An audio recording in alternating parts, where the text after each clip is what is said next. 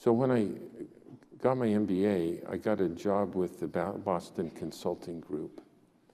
And after I'd been there about a month, the project manager came to me and said, Clay, we need to meet on Sunday at 2 p.m. because we have a big client presentation on Monday. We got to be sure everything is in place.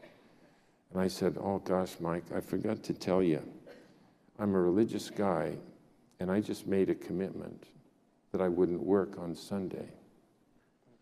And he just went bonkers. And everybody here works on Sunday.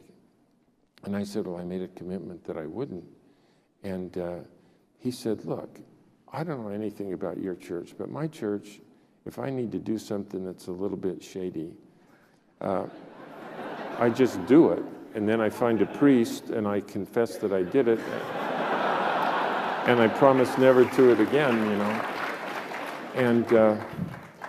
And he said, doesn't your church have some kind of escape gout or whatever? And I said, I've been looking for that out for a long time, and I don't think they have it. Those Harvard trapdoors. That's right. And so I said, I can't do it, I'm sorry. And he said, anyway, so he blustered away. And an hour later, he came back and he said, look, Clay, I talked to everybody. It's fine. We'll meet on Saturday at 2 p.m. And I said, oh, man, I forgot to tell you. I made a commitment to my wife that I wouldn't work on Saturday. And Mike was just even more bonkers about it. And he said, look, Clay, whatever commitments you made to your wife on about Saturday, just this once, in this particular extenuating circumstance, isn't going to be okay to do it just this once? And I said, Mike, I am not on this earth to make the partners at BCG to become richer. You know, I really want to be a good husband and a good father. And if I spend my Saturdays here at BCG, I will be implementing a strategy that I don't intend to pursue. And he was really mad at that.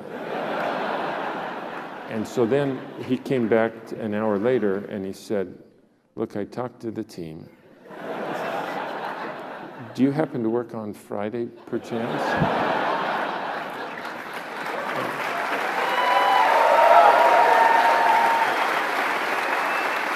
But,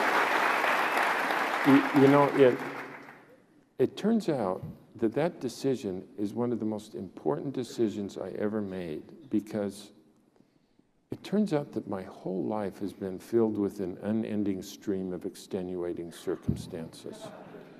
And if I had said just this once, the next time it occurred and the next time, you know, it's easier and easier. And I decided that it is easier to hold to our principles 100% of the time than it is 98% of the time.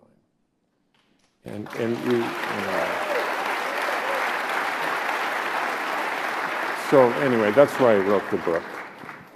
Mark, anything you want to add to that? I think I'm going to stop working on weekends. Mark and Clay.